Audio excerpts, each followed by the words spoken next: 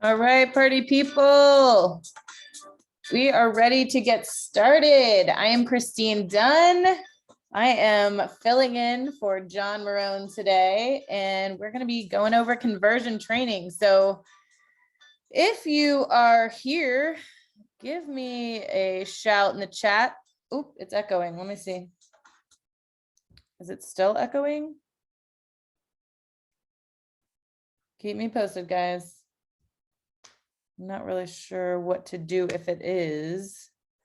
Hey, Josh, no echo. Okay, good. Still no echo. Great, perfect. Glad, because I did not know what to do if there was an echo. I'm so glad that you're all here today. Super excited to be sharing with you. Hopefully you guys are excited to have a different voice this afternoon, maybe, and a different perspective. Although John is the man, so I don't know if I can really one up him, but it's not a competition, right? Again, I'm Christine Dunn, and I'm one of the newest members to the Sync Live training team. And I'm really excited to be here this afternoon. Happy Monday. All right. So like I said, we're going to do some conversion training, but I'm excited. Look at all these new people too. Welcome, Mike Boyd. You're new here from Fort Lauderdale. Alexis, I'm in Naples, Florida. I love it. Where is everybody? Drop in the chat where you're from. I'm always curious about this. There's so many of us using the platform all over the country. California, Orlando, Virginia, Toronto. We're going to be in Toronto. I hope to see you there. Port Orange, Arlington, Texas, Naperville, Charlotte. I'm loving this. San Francisco. Awesome. Wow, everybody. New Jersey. Oh, Bonita Springs. Amazing. You're really close to me also. I'm right here in Naples. San Antonio, Ontario, Salem, Oregon. Wow. We are all over the country, and that is so exciting. Thank you so much, Alma. Yes, awesome. Cape Coral, right here in the Southwest Florida. The Philippines? Amazing, Alex. That's awesome. Just training last week here in Savannah. Ah, yes, amazing. Charleston, South Carolina, one of my favorite cities. I will be moving back there someday in Montana. Love it. Well, thank you again for being here this afternoon, you guys. I'm going to start with a little bit of mindset, because we know that mindset is probably the biggest thing that keeps us from making calls. I know for myself, I've been using the platform for several years now. And when I first got started, I really just was not great. Have you ever started something and you just weren't good at it in the beginning? You know, it was the same kind of thing for sports. I tried cheerleading. I never got good at that, so I let it go. But other sports, I really tried hard at and was able to get better. So that's the same thing with making calls, right? And conversion in converting these leads into buyers. It really does make a difference when you change your mindset. And the best predictor of success is actually your mindset. So those who achieve great things, they generally believe that they can improve and grow as people. Would you say that you could definitely grow as people, regardless of what it is in your life that you all want to grow? Drop in the chat, right? We all want to be growing. And as long as you have that growth mindset, then you actually will grow. Those frustrated in their attempts to try and grow, though, it's because they're stuck in like a static mindset. And what they would also call that would be like a fixed mindset. So if you don't have a growth mindset, this is going to be more difficult for you today. But the good news is I've got 5 things to get right mindset for success. All right. So the first one is, think of your mindset as a voice. How does that mindset manifest itself? The way you talk to yourself is actually in the privacy of your own head. So we have to adjust what we're saying to ourselves before we can even get into a place to have a conversation with someone else. So for an example, as you approach a challenge, the voice in your head might say to you, are you sure you can do that? Maybe you don't have the talent. What? But you have to pay attention to your thoughts, because ultimately, if that's the thing that's going through your head, the growth mindset would say, well, I'm not sure I can do it, but I think I can learn with time and effort, right? Time and effort. And knowing what the script, knowing what to say. Which, how many of you have been to Sync You and gone through a day of conversion training with John? Drop in the chat. Just 2? There's got to be more, right? Yes. Okay, good. Tampa last month. Yes, amazing. Going in August. Okay, great. Well, if you haven't been, I really would encourage you to go, because John goes over a whole mindset thing in the morning, and then you have a whole afternoon of getting really excited and then getting on the phones and hearing everyone around you. And is there supposed to be a video playing? No, there is not. But I am going to be changing the screen in just a few minutes when I put on the actual conversion thing. So we know that mindset matters, and that the first thing is to think of your mindset as a voice, and then how is it talking to you and how are you going to control it? The second thing is to choose growth. So now that you know what you're up against, the next step is actually recognizing that you aren't stuck in the thoughts that you currently have. You are not stuck in the thoughts that you currently have. How you interpret your challenges and setbacks and criticism is actually your choice, right? So I'm getting distracted by these comments here. I'm going to push these away for just a second. So if you're interpreting your challenges, setbacks, and criticism, if it's your choice on how you're going to interpret those, then you have to realize the fact that you have the ability to change it. The third thing is to talk back. When it comes to limiting your voice in your head, feel free to be as sassy as you want when you say something back to it, and tell that voice exactly what's wrong with how it's framing the situation, and then actively reformulate your approach to the challenges and setbacks to reflect your belief in your personal growth, right? So again, it kind of goes back to the fixed mindset that I mentioned before. Are you sure you can do it? Maybe you don't have the talent. But the growth mindset would say, well, I'm not sure I can do it, but I think I can learn with time and effort. And then another fixed mindset example could be, well, what if you fail? You'll be a failure. But the growth mindset would be, most successful people had failures along the way. You guys, when you're making these calls, nothing happens. The worst they can do is hang up on you. They're not going to come through the phone and punch you. You're not going to like drop dead. Nothing bad's going to happen to them, you know? So just know that there's nothing that could negatively affect you, really. Number 4, act. You have to take action, you guys. Changing the script in your head is a huge step, but just changing your thoughts isn't enough. You have to take action as well. So once you get a hold of your mindset and you know that voice in your head is saying ugly things to you, you can change how you're responding to it, right? And you have to actually take action and pick up the phone, not just saying, oh, I'll do that tomorrow, because we've all been there for that too, right? And number 5, add this 3-letter word. The 3-letter word is actually yet. You might not be great at this yet, but with practice and going over these scripts and role playing, it really will shift your mindset and you will be great. So again, you guys, this is Christine Dunn. I am the newest member of the Sync Live training team, and I am filling in for John Marone today to give him the afternoon off a little bit, right? And just kind of give you guys a different perspective and see what that might look like for you. I'm going to share my screen here. Bear with me. This is not big enough. Okay, we're in. Can you see my, oh, hold on. Now that I have that, I don't see my chat anymore, but let's see. Can you see this conversion day screen here, guys? Yes, okay, thank you, Josh. Thanks, John.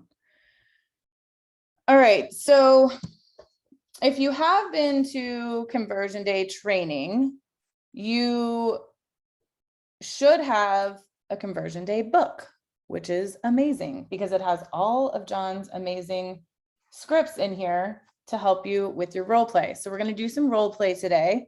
And I want to help you guys with this because I know when I was getting started, this was the most challenging part for me. But really having the conversations are not difficult, right? Are you having trouble having conversations, or is it just the opening line that you might be struggling with? I'm just curious. Because we're going to start with the opening line today. Are you guys getting people on the phone? Opening lines, just getting them not to hang up. Okay, fair enough. That's happened to me a fair amount of times. Text is more responsive. People just aren't answering. Okay. All right. So we'll talk about that a little bit too. Good with the opening line. Great. Not getting them on the phone. Keep calling. So you guys know, just in case you're not sure. So it's going to take anywhere, sometimes it can take anywhere from 7 to 12 times of calling someone before you can get them on the phone. Call times are also really important. I like to call between like 8:15 and 10 a.m. And then in the afternoon here in Southwest Florida, I have better luck between about 3:30 and 5:30, because a lot of times if I call too much after that, in my area specifically, people are at happy hour, they're doing stuff with their kids, they're eating, they're, out with friends, they're doing things. So I try and catch people when they're still in their car. And typically that 8:15 to about 10-ish is a really good time. And yeah, definitely check your time zones though and call sync that shows when they're most active. Yes, there is somewhere in the database also that you can look at. Let me make this a little bigger. Definitely have to keep calling though. And then if people aren't interested, but Courtney, if someone says they're not interested, it could also be that they are just not interested in talking to you in that moment. Or if they're not interested, then you can say, oh, well, that's interesting. Did you already find what you were looking for? And then if they did, find out where did they buy, put the address in, so then you can follow up with them later and send them the home valuations every month so they know what's going on with their house that they just bought, if that was one of those scenarios. Kaya's got a hand raised, but I don't know how to actually unmute you. So I don't know if I can, if you type your question in the chat though, I can help. Let me see.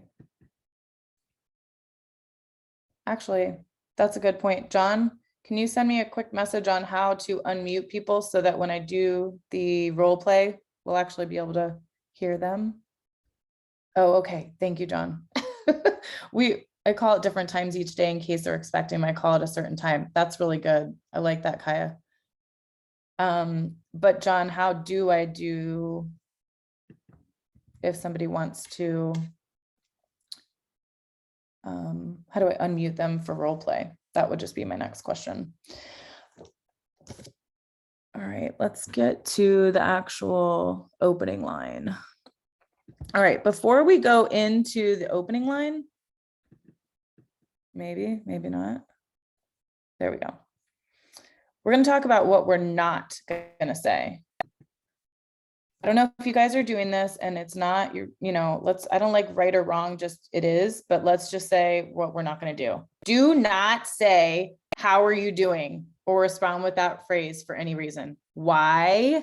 Because what if it's like the worst day of their life and you ask them how they're doing and now you have to spend the next 30 minutes listening to them cry about their cat or their dog and tell me, listen, if it were me, I'd be crying if it were my dog for sure. Okay, perfect. Thank you. So I definitely would not say, how are you doing? Just don't even ask that. Also, do not introduce yourself with your company or your brokerage name. Nobody knows what company you're with or the brokerage. They don't care. They just want to look at the properties, right? They really don't want to talk to you probably even at this moment because they don't even know who you are. Awesome, Cheryl. That's great. that you're with homes.com. So don't introduce yourself with your company and brokerage name. Now, eventually you're going to say that, right? But you're not going to start with that. Also, number 3, do not have a long introduction when you call. I always tell people, get on the phone, have a conversation, get a little bit of information, and then get off the phone. Okay, great. And set an appointment to have a longer conversation. Because if you get on a conversation and you're on a roll, I mean, stick with it if you're on a roll, really. But if you're just having a quick conversation, the idea is maybe 5 to 7 minutes on the phone, set the appointment, and then make the next call. Why? That way, the person does not wonder every time you call, are you going to keep them on the line for 45 minutes or an hour? Right? I mean, that can not be fun. Let's see here. Where's my next one? Do not say that you saw that they just registered or signed up on your site. That is super awkward. It is like Big Brother style. Don't do it. It is not. It's just not good. It kind of makes them think, oh, what else can they see? Now, you guys, if you're using the platform right, you know you can see everything. It's awesome. But you don't want them to know that you know, that you know that they know that you know, right? 2, do not say, is there anything I can help you with? They don't think you can help them, because I think it's 80% of buyers don't think that their realtor even understands them or what they're looking for or their problem. They're not going to think you can help them. And they don't even know what kind of value you have, because you don't know them yet and they don't know who you are. So don't say, is there anything I can help you with? And 3, do not come in with an assumption of the lead. Don't read your notes before, if you're calling from a pond, if you're on a team and you have a pond and you're calling from them, don't read the notes. 1, it takes time. And 2, it's just going to give you like a preconceived notion. And what if the person who talked to them before you was having a bad day, and so they didn't get a good response? I don't know how to make this go away. There it is. Go. And if they don't have a good response with someone else, it doesn't mean that that's going to be the same case for you. Are any of you saying any of these things, these first 6 things that we went over? And what has the response been for you? Oh, good, Rosemary.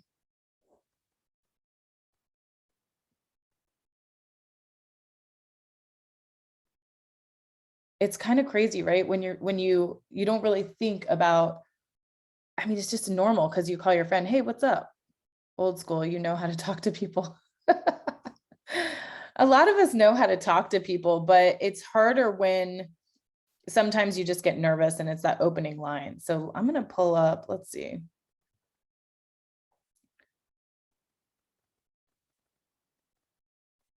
Okay, Kaya. Okay, so Kaya uses, actually, she saw you registered. She says she saw someone registered on her site. Normally it leads to an appointment, but what should we say? That's the next slide. I'm about to go over that with you. You usually say, this is Krista from the home search site. I'm just calling to see how your house search is going. Well, that's one way to do it. Sometimes you forget to ask, and how are you today? Yeah, and if you get somebody that had a really bad day, it can get really crazy.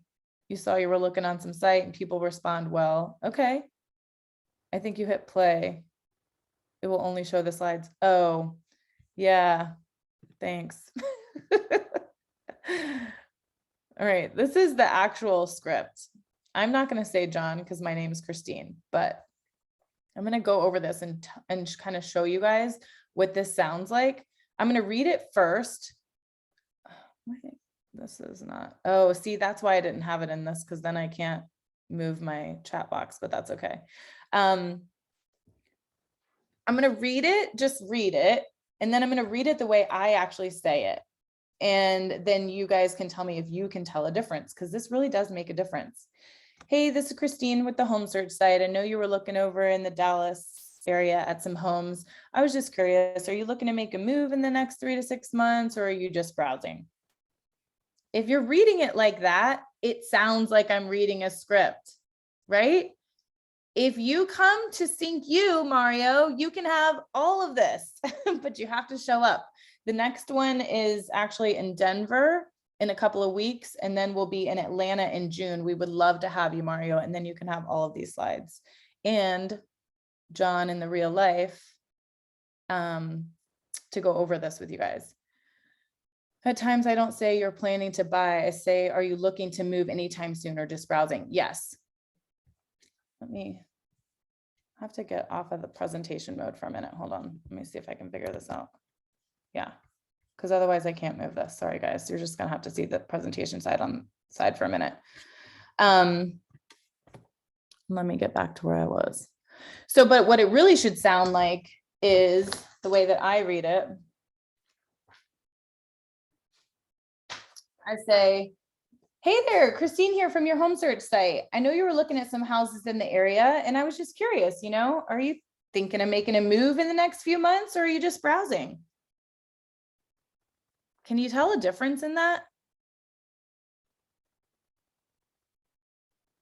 You don't want to leave too many pauses. You don't want to be too much time. You want them to actually know who you are. You can say your name. You're not saying their name, right? Because sometimes it's the wrong phone number, but it's not necessarily the buyer. The person on the other end could still be looking for a property to buy or sell, or like the wife registered with the husband's phone number and they are looking. What do we got going over here?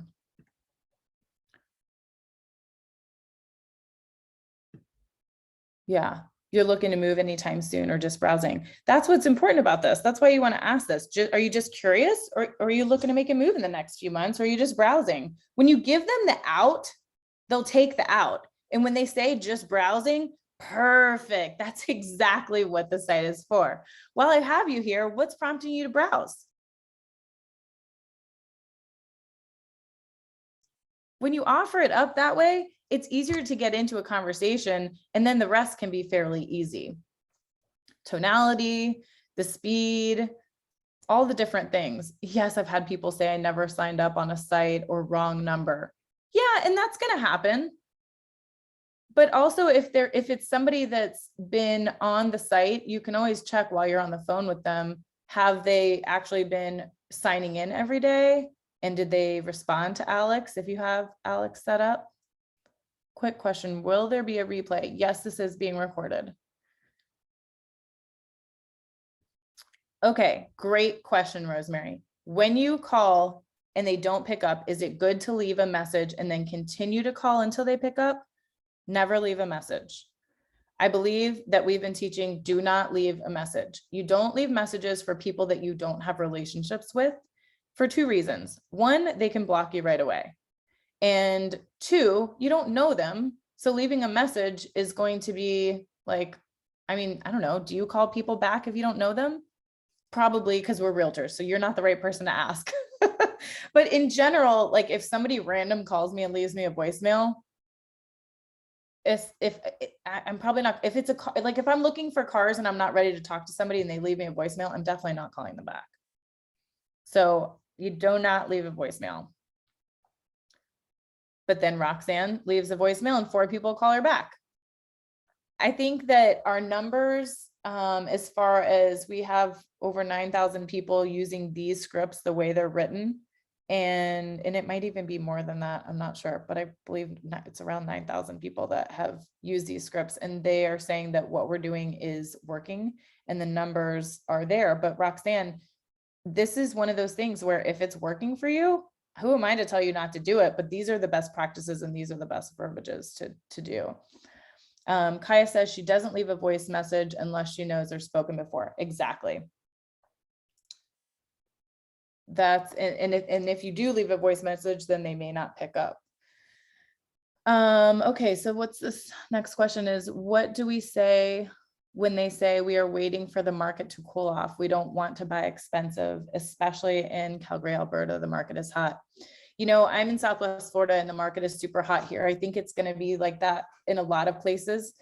What happens, and this is just my opinion, is you really need to go back to, okay, well, let's just say that the market is normal. Let's just put the state of the market aside. tell me about what prompted you to start looking anyway, or why you started your search to begin with. You really have to get back to their why before you can, you know, I mean, there's no point in arguing with somebody. If they think that the market is crazy and they want to wait, fine. But that just means that they don't need the property. But maybe they do need something and they're just using that as an excuse because that's what everyone has been fear mongreled into. If you can find out what is their motive or their motivation for looking to begin with, then you might be able to still unwrap. Exactly.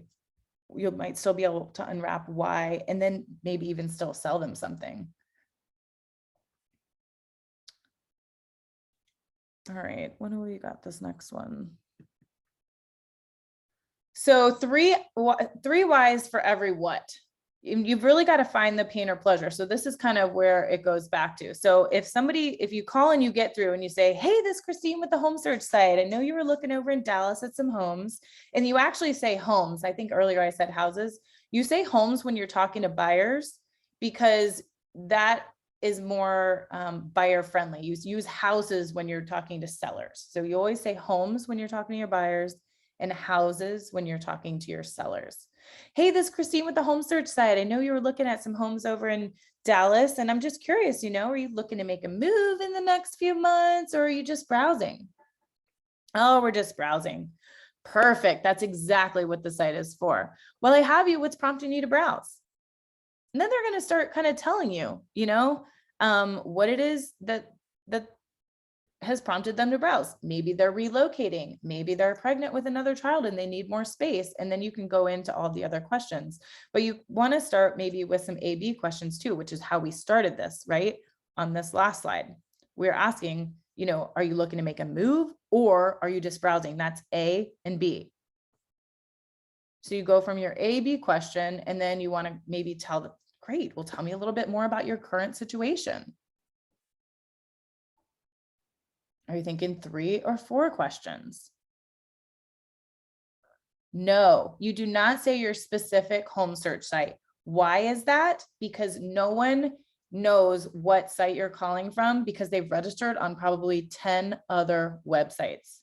So you don't need to specify which website you're calling from because it's irrelevant for now. They may ask you at some point and you can tell them once you've gotten into a deeper conversation and built a relationship.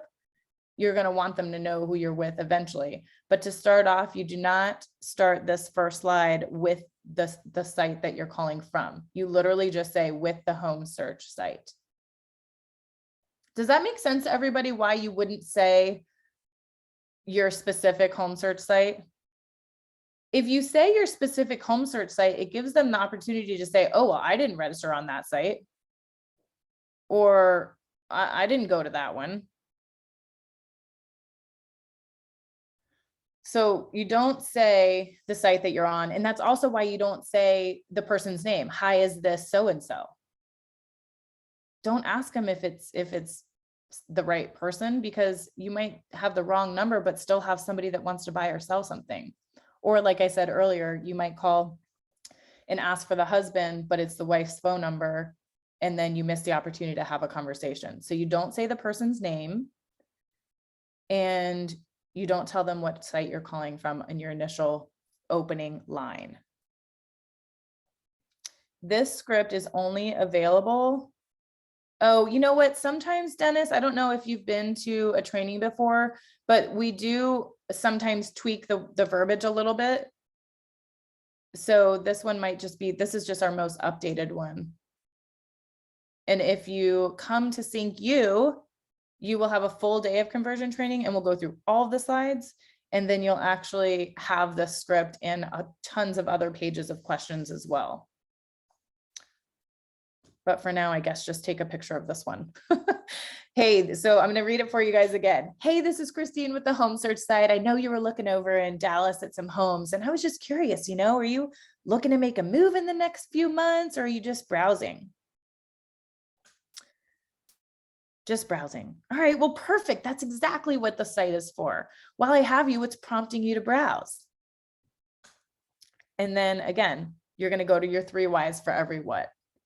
So example, what are you thinking? 3 or 4 bedrooms. That's your AB. And then you can kind of use different phrases to get them open a little bit more. They might say, oh, well, we could use 4 bedrooms and we really need 3 bathrooms. Okay, well, tell me a little bit more about that, about your current situation. Or what else? Or why is 4 bedrooms important to you? What would that mean or do for you to have 4 bedrooms? Do we have any questions on the opening line or this first slide after with the 3 whys for every what? If we don't find their pain or pleasure, then it's going to be a lot more difficult to get them into a home or to connect to them in a way that they're going to want to commit to you versus 5 other realtors from 5 other sites that are probably also calling them.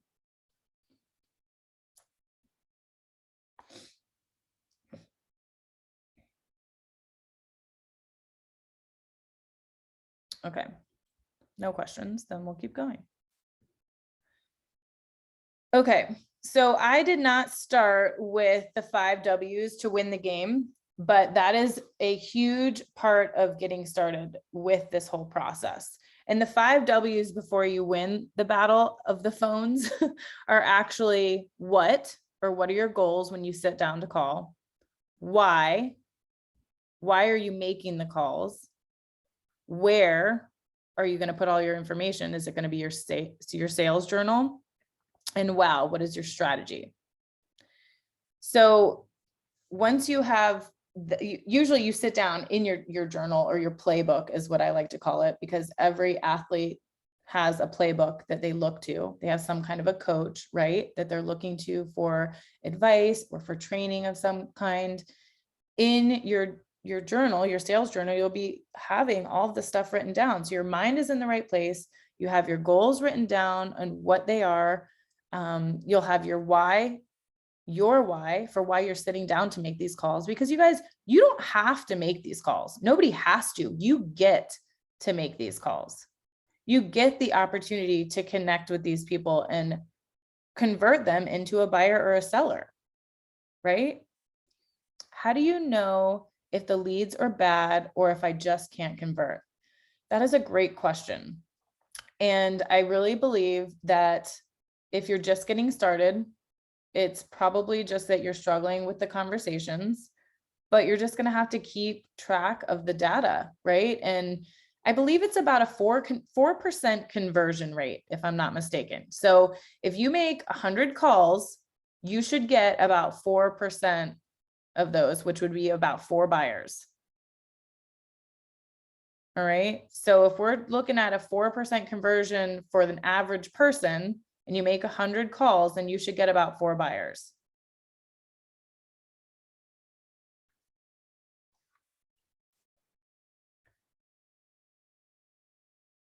Also, how many of you are sitting down at your desk when you make your calls?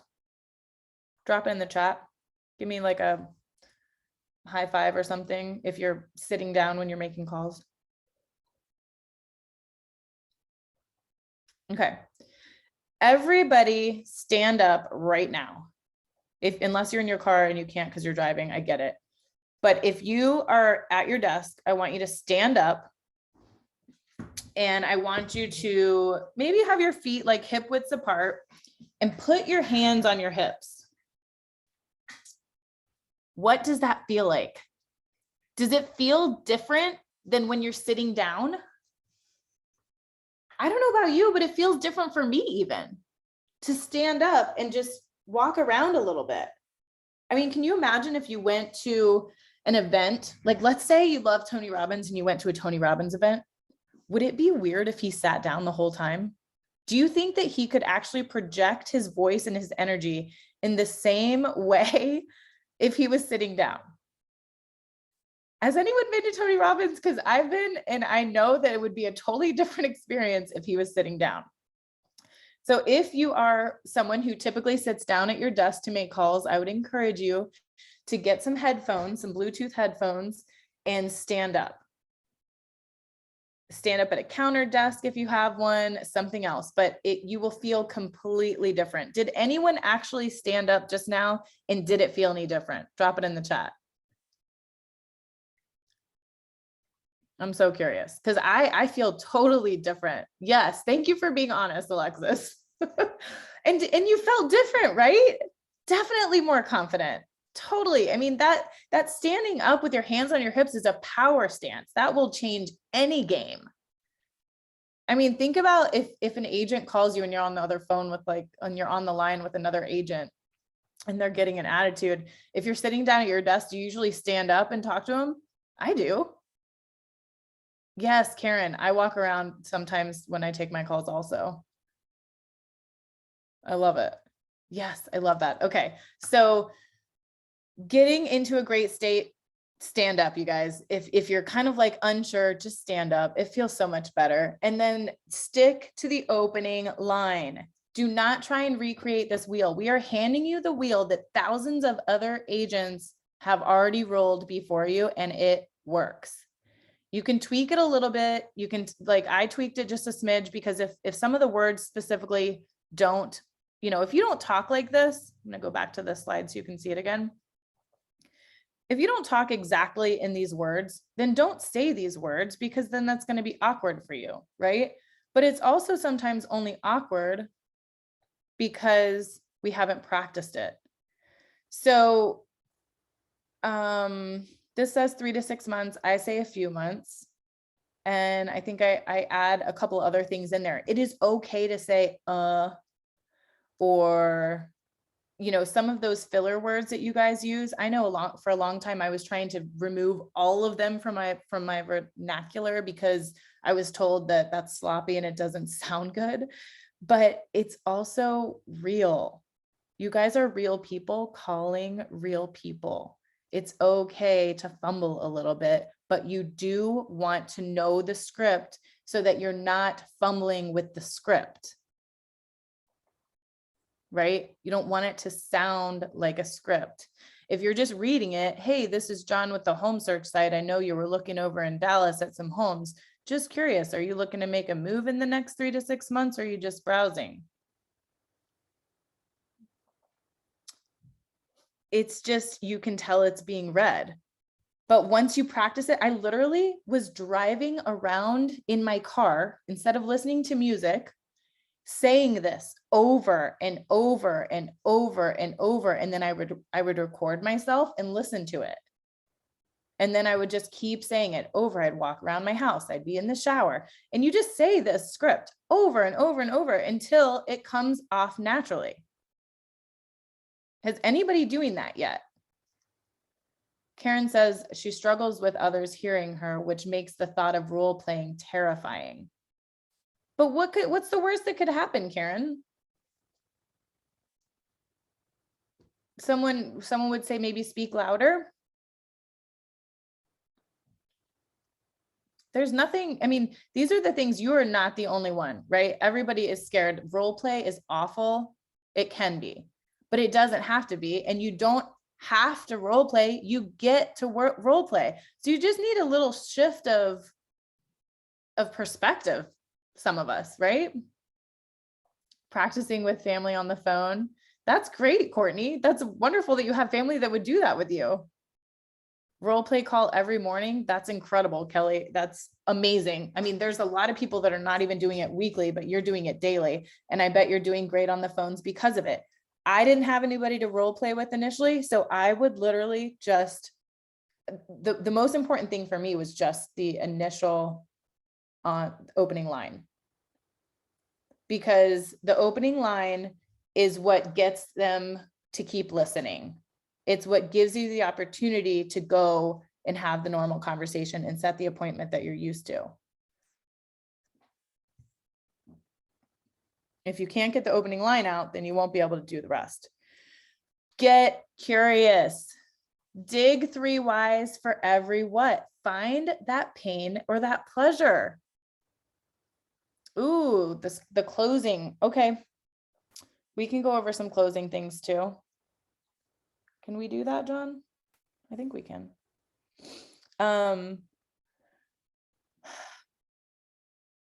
Also, extract information from answers and build a small conversation and then get back into the why question or next what.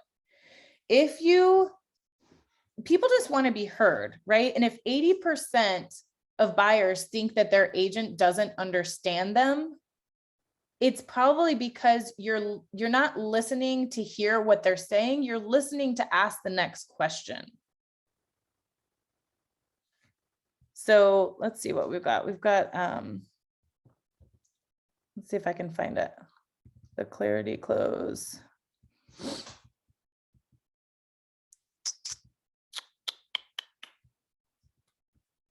I don't know where it is. This is closing in the tie down. I don't think this is the clarity close, is it? Nope, that's the motivation close. Oh, I don't have the updated one, so I don't have the clarity close. Let me see if I have it in my notes actually from one of the trainings. Hang tight for a minute, you guys. If you have questions, drop them in the chat. Does Sync have role play groups or where we can connect on the Sync Facebook group and practice the script and network with other agents? There is, oh yeah, I knew that. There is a Facebook group for Sync owners, and then there's one for Sync users. And I'm sure if you went in there and asked people if they wanted to do role play, you totally could do that. You could very easily do that.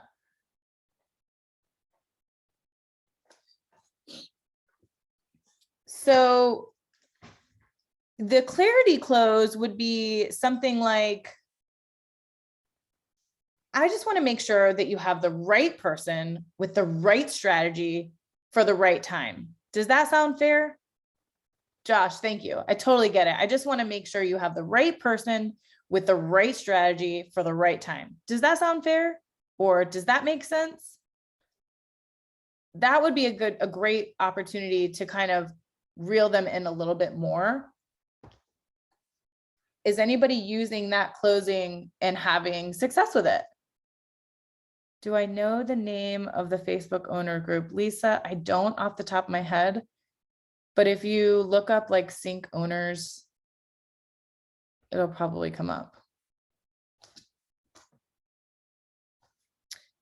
Carolina says she has a weekly role play call. Drop your email and she'll add you to the Zoom link.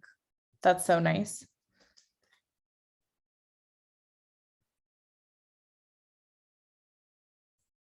And then this is the motivational close, but you have to ask enough questions to even get to this one. So let me ask you this. If I were to find you a home that would fit everything you wanted in Dallas, Texas, under 400,000 with 3 bedrooms, 2 bathrooms and a pool, it would give you 5 extra hours a week to spend with your family and 2 extra bedrooms than you already have. Would you consider moving sooner? There's several different closings, but again, if you guys are wanting more on this stuff, we do this on Mondays for an hour, but you could have a whole day of this, a waterboarding day of this and practice at Sync U. It's amazing.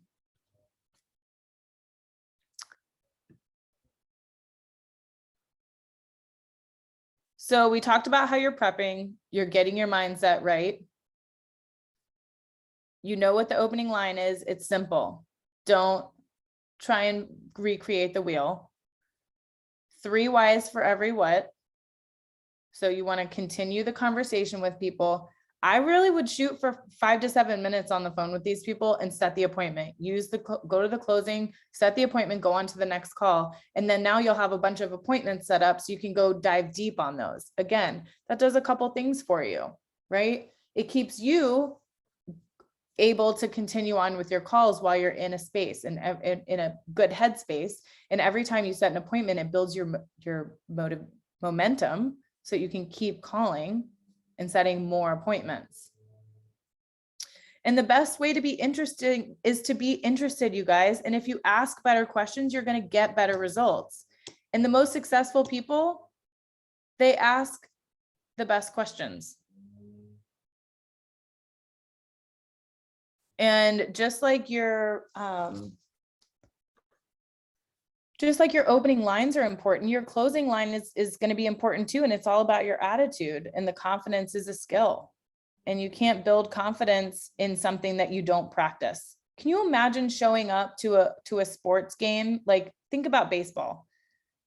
If you were going to show up to a baseball game and you were a professional athlete playing baseball, you know those guys are practicing. They have multiple coaches. They're practicing multiple times a day. And they swing the bat with a weight on it during practice, so that when they get up to the plate to swing the bat, it's a lot lighter, it's easier, right? It's all about the reps. It's repetition. You have to be consistent.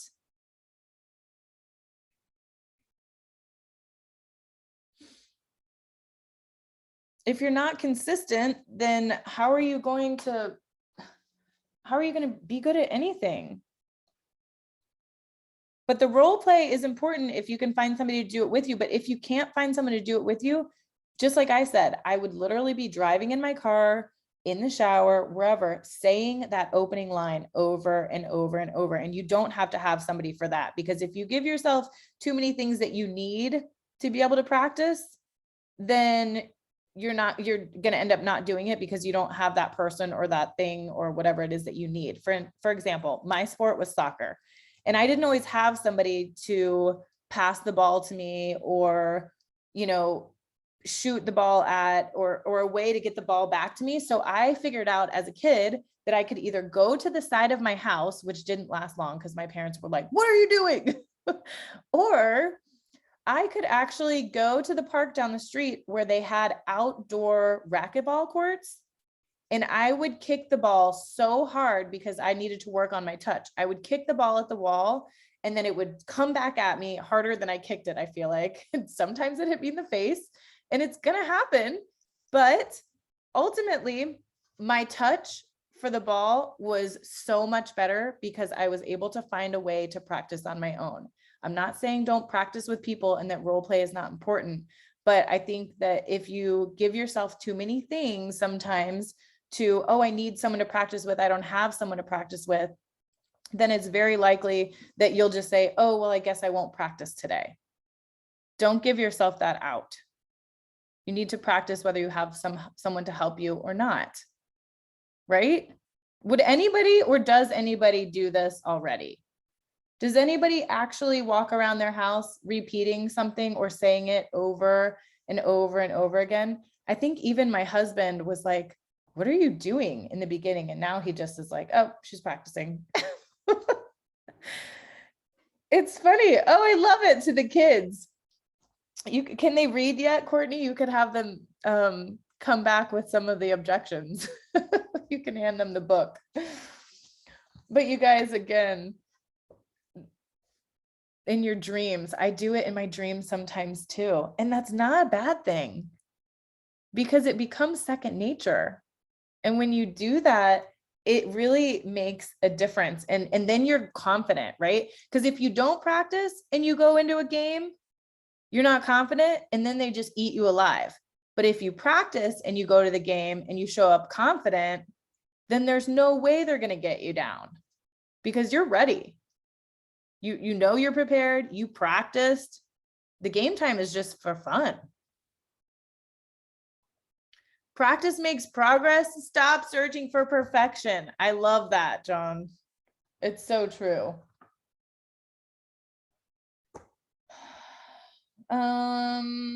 Let's see. The other thing is too, is practice makes progress is the key here, because perfection is really just, well, it's not even a thing, right? Perfect. Nobody's perfect. Nothing we do is really ever going to be exactly perfect. And if you're just going to end up with overanalysis paralysis if you're just trying to make everything perfect. But we can definitely be better, and we can master our craft. And if we want to be master realtors and really great at what we do, then we need to be able to say the right things in the right way to the right people, right?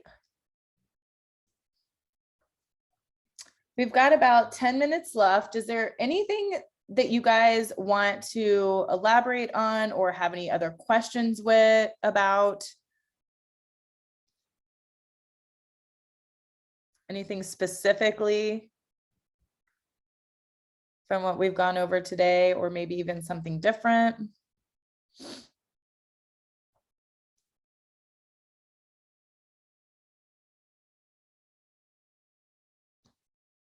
No? Does anybody want to do one quick role play? Since we have about 10 minutes left.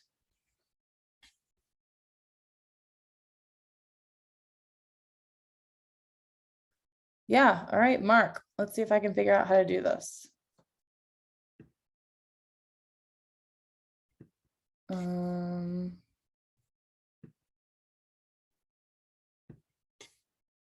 Do.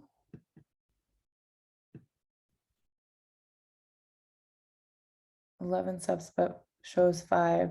Is there a screen with the other 6? Oh, it does say 11 steps. Yes, we'll go over the last 6 here real quick. Do the owners of Sync have the current script? Dennis, they only have the current script if they went to SyncU. If you don't go to SyncU, you don't get the actual book with the full script of everything. So the last 6 are look at a no through a different lens. You guys, no's are not bad. No is just next opportunity, right? So if you think of every no you have as, okay, on to the next opportunity, then that perspective shift alone should help. 7, create a sales journal. Keep track of the calls you're making. Keep track of your progress. Keep track of your goals. Keep track of the successes that you've had. And what mindset were you in where you had those successes? Did you have several great calls in a row that set you up for, setting more appointments? Did you sit down on a day where you weren't in the right headspace and tried to make calls anyway, and it just flopped? You got to make sure you're prepared for these calls before you just sit down and do it. And you have to be in the right mindset, or the people on the other end will hear it too. I don't know about you guys, but I actually smile when I'm on the phone. I'm smiling right now. I feel like you can tell.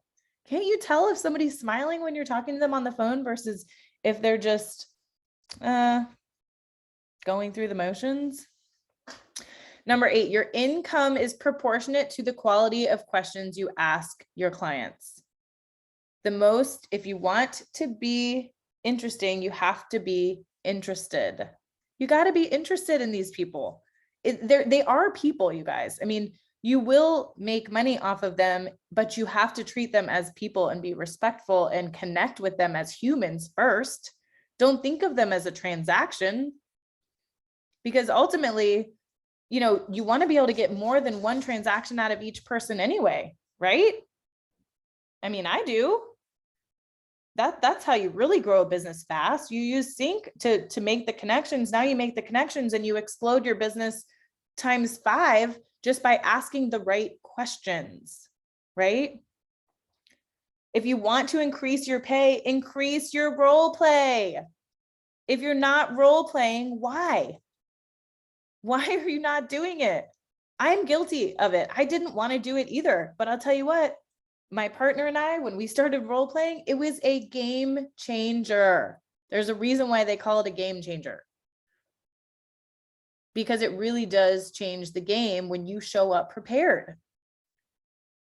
And 10, tonality is key for connection and success. You guys, you heard it in my voice. You know it in your voice. Think about it. When you talk to your kids and you're serious about something, your tone is going to be different, and it's going to connect with them and land with them in a different way than when you're goofing around and having a good time, right? Again, you don't have to make these calls. You get to make these calls. And then when you get the no's, it's just an opportunity for the next opportunity. 11, you have one shot at life. take advantage of it. Be the best at what you do. Create impact that creates income. And you can only do that if you're prepared. And you can only be prepared if you're practicing.